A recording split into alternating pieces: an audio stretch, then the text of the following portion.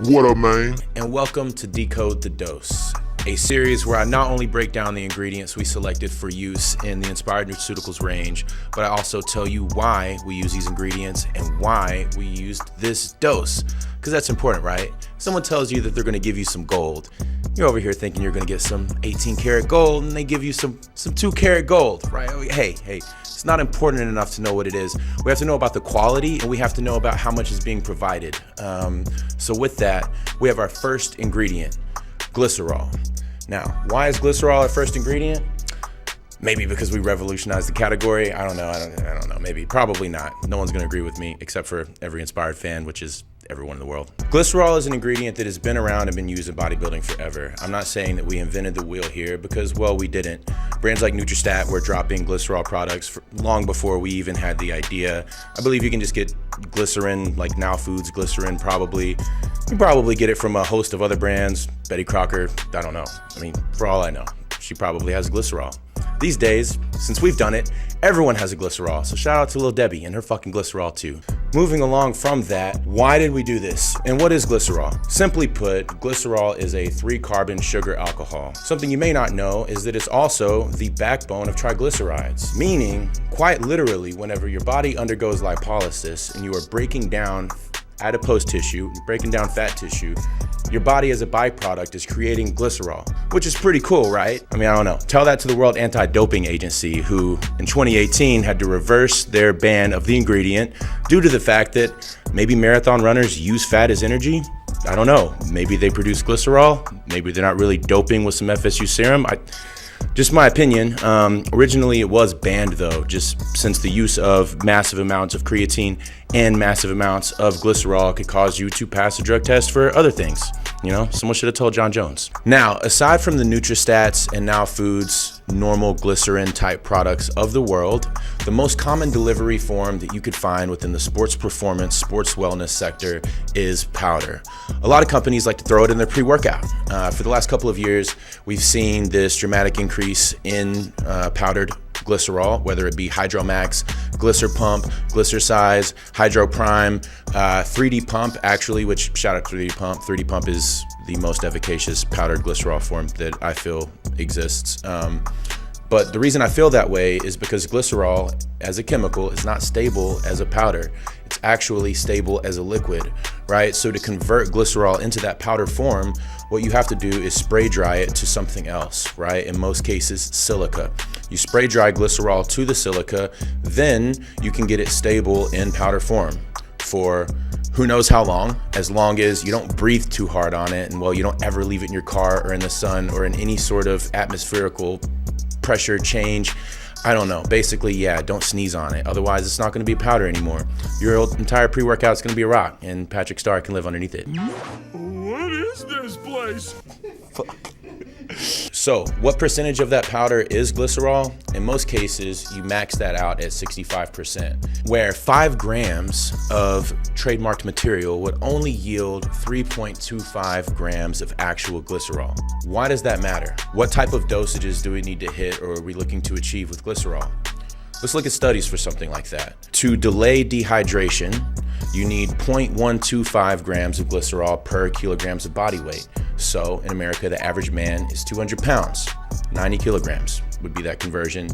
You break that down even further, you see that you need around 10.5 to 12 grams of glycerol to be able to adequately meet the standards of this study. And that's just to delay hydration. Most of these powders, they're only using 5 to 7 grams. They're not using enough total material to begin with, let alone the subtraction that has to be done to separate the silica from the actual glycerol. Long story short, none of these pre-workout powders are giving you enough glycerol to actually delay dehydration, much less do much else.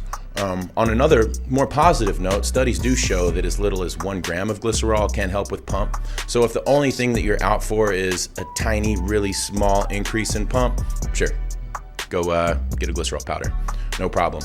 For people who want to actually utilize the ingredient the way God intended, or your body, or well, that'll actually work, I suggest using a liquid glycerol. Upon this realization, we began to move away from powdered forms of glycerol, and instead, we created FSU serum. Believe it or not, even though some studies have shown pump effects at as low as a gram and dehydration delaying effects at 10 to 12 grams, the dosages can even go much higher.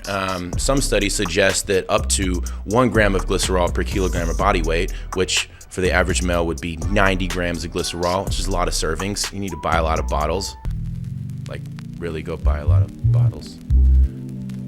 No, but in all seriousness, some studies have looked at glycerol at even much higher doses and seen tremendous benefits, up to 24% increase in endurance across cyclists. That's pretty insane.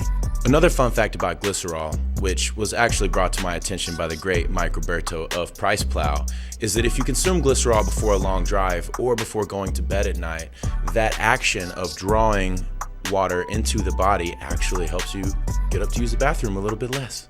It's pretty insane. Now, we've already mentioned that studies have proven that glycerol can be effective for inducing pump at as low as 1 gram. But how does glycerol actually induce that pump? Traditional ingredients like L-citrulline and nitrates, they activate the nitric oxide pathway, which relies more on vasodilation or expanding the veins, relaxing those veins so that more blood can freely pass and send nutrients to the muscle. Glycerol works on a completely, entirely different pathway. Glycerol instead is volumizing the blood. Glycerol is signaling to your body to hold on to moisture, hold on to water. If you think of your muscle as a sponge, and every time you contract your muscle, water is leaking out of the muscle cell, right? And it's causing a little bit of a pool. You ever done arms before? As you're doing curls, you're getting more and more and more engorged with what most people think is blood.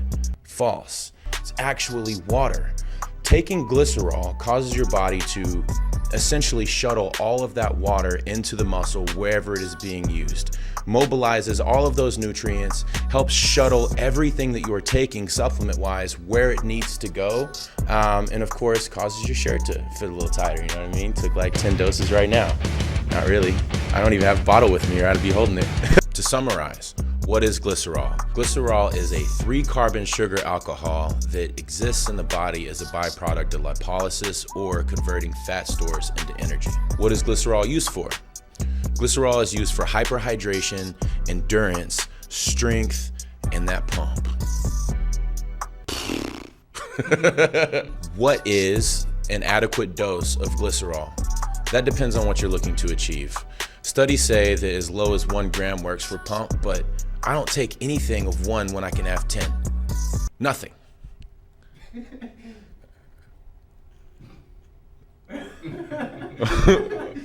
Nothing. Fucking nothing. For anti-dehydration effects, you're shooting for between 10 to 12 grams if you're an average American male, which you're probably not because you're watching this, so you take Inspired. So you're not average, you're inspired. What is the dosage available in Inspired? Well, in FSU serum, you can get a full 20-gram dosage of glycerol. If you're on that girly man size, just take half a cap, you know, just halfway. Then you can save your money, go to the gym more often, drink some glycerol before a really long drive and pee a little less. And of course for hyperhydration as well, but for hyperhydration, you may as well just turn up the whole bottle, drink that bitch. You know what I mean? But not FSU serum. Don't drink the whole FSU serum because it's not just glycerol. There's all kinds of other nectars of the gods and delicious candies of swollenness in that one. But like a regular glycerol, like, I don't know, I'm not gonna say any names or anything, but yeah, a regular glycerol sauce thing, just drink the whole bottle for hyperhydration, but with a lot of water. Make sure you're always consuming glycerol with tons of water. Otherwise, it's pointless. Now, if you're not looking immediately for just an insane, crazy pump, maybe you are, because guess what? Studies show a gram still shows you a pump. Hey, studies show that 1 bottle of Endless will get you swole. What you doing? Just studying this amazing subspecies. Not really, but there is an entire gram of GlycoClear that is our trademarked version of glycerol, 99.7% pure. No 1 carat gold around here, you know what I'm saying? Hey. All right, so that's the conclusion of me struggling through my first ever Decode the Dose. If you dug it, or if you just hated it, or if you thought it was freaking hilarious, right? At like how much I stumble and do weird stuff with my hands, then drop another ingredient below and I'll do some more weird stuff with my hands. Pause. No diddy.